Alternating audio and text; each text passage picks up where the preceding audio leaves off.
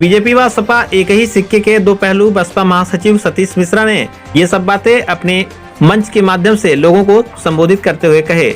उन्होंने कहा कि भारतीय जनता पार्टी ने अयोध्या के नाम पर वोट लेकर धोखाधड़ी करने का काम किया है। एनकाउंटर के नाम पर ब्राह्मण समाज के मजबूत लोगों को मारा जा रहा है। पूरे प्रदेश में एक एक घटनाओं से पता चलता है कि भारतीय जनता पार्टी ब्राह्मणों से कितना नफरत करती है। कानपुर में बेगड़ो कांड में आदेश जारी हुआ कि एक भी ब्राह्मण बचने ना पाए। हरियाणा से 17.5 वर्ष के लड़के को लेकर गोली मार दी गई। आसपास के 50 ब्राह्मण लोगों को कोलकाता, मुंबई जैसे महानगरों में जो रहते थे उन्हें पकड़ लिया गया और फर्जी मुकदमा दर्ज कर जेल भेज दिया गया। तुलसी दुबे को जो 16.5 वर्ष की है उसे तमाम तिकड़म लगाकर जेल भेज दिया गया। लखनऊ से आदेश कर बेल नहीं होने दी गई। बसपा महासचिव सतीश चंद्र मिश्रा ने ये सभी आरोप आजमगढ़ में लगाए। ब्राह्मणों के साथ ही दलितों के साथ अत्याचार के किस्से बताते हुए उन्होंने कहा कि ये लोग चाहे जितना कोशिश कर लें, दलित हमेशा बहन मायावती के साथ चट्टान की तरह खड़े हैं। सतीश चंद्र मिश्रा ने समाजवादी सरकार को भी जमकर निशाने पर लिया और कहा कि इनकी सरकार गुंडे माफियाओं की सरकार थी, जिसे लोग भूले नहीं हैं। बसपा के राष्ट्रीय महासचिव आजमगढ़ में बालपुर खरैला गांव प्रबुद्ध ब्राह्मण सम्मेलन में पहुंचे थे।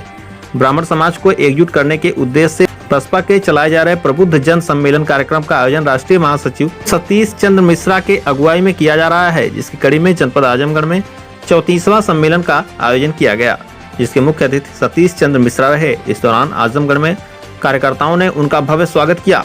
सतीश चंद्र मिश्रा ने आरोप लगाया कि अयोध्या में मंदिर निर्माण के लिए लिए गए चंदे का पैसा भारतीय जनता पार्टी चुनाव में खर्च करेगी। मंच से बोलते हुए सतीश चंद्र मिश्रा ने कहा कि भारतीय जनता पार्टी सरकार ने सभी लोगों को 15 लाख रुपए देने का ऐलान किया था। 2 करोड़ लोगों को नौकरी देने की भी बात कही थी, लेकिन नौकरी के बजाय उन्होंने सार्वजनिक क्षेत्र के उपक्रमों को बेचकर नौकरियां छीनने का काम किया है। नोटबंदी और जीएसटी के चलते बहुत सारे छोटे छोटे कल कारखाने बंद हो गए। इनके बंद होने से बहुत सारे युवा बेरोजगार भी हो गए हैं। उन्होंने कहा कि इस सरकार ने रोजगार के बदले पकौड़ा बेचने की बात की है। पढ़ा लिखा नौजवान पकौड़ा बेचकर अपना और अपने परिवार की परवरिश करेगा, लेकिन हम इससे डरने वाले नहीं हैं, क्योंकि हम लोग ठेला वाले हैं और ऐसे ही लोगों की मदद करते रहेंगे।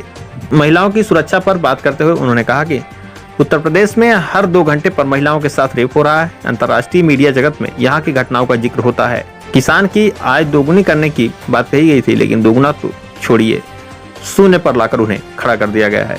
इस मौके पर मीडिया से बातचीत करते हुए उन्होंने आगे क्या कुछ कहा, देखिए हमारे इस खास रिपोर्ट में। मार्टिनगंज से राहुल जायसवाल की रिपोर्ट। संख्या में लोग यहाँ इकट्ठा हुए हैं और कोरोना का सब पालन करते हुए लोग कितना ध्यान से सब बातें सुनी हैं लोगों ने, और बहुत ही अच्छा रिस्पांस है ये।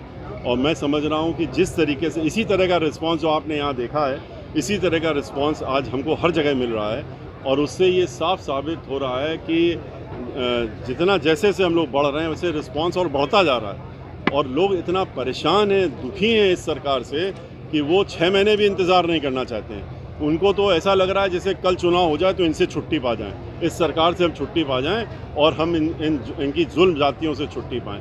ख़ास तौर से दलित समाज, ब्राह्मण समाज जो है वो इनसे तुरंत छुट्टी पाने के लिए इंतज़ार कर रहा है। आपने देख ही लिया कि इनके जो बीजेपी के लोग हैं वो क्या कहते हैं। उनके दुबे जी जो हैं, हरिद्वार दुबे जी, वो तो राज्यसभा के सांसद हैं। उन्होंने जब आप ही लोगों से मीडिया ने प्रश्न किया था कि ब्राह्मण समाज रुष्ट है, तो आप क्या कहते हैं, उन्होंने कहा कि ब्राह्मण ससुरे जाएंगे कहाँ, इनकी तो मजबूरी है हमारे पास आना, भारतीय जनता पार्टी की। तो अब की बार ये आप देख रहे हैं कि ब्राह्मण समाज दिखा रहा है और दिखाने जा रहा है इनको कि ये मजबूरी नहीं है, ये अभी आपको दिखाने वाला है कि अगला चुनाव जो है किस तरह का होने वाला है, जिसमें कि ब्राह्मण समाज इकट्ठा होकर, एकजुट होकर के और बहन मायावती जी को अब की बार अगला मुख्यमंत्री बनाने की योजना बना चुका, तय कर चुका। सर, अखिलेश जी तो कह रहे हैं 400 सीट जीतेंगे, 3 सीट उन्हें छोड़ी कौन सी है?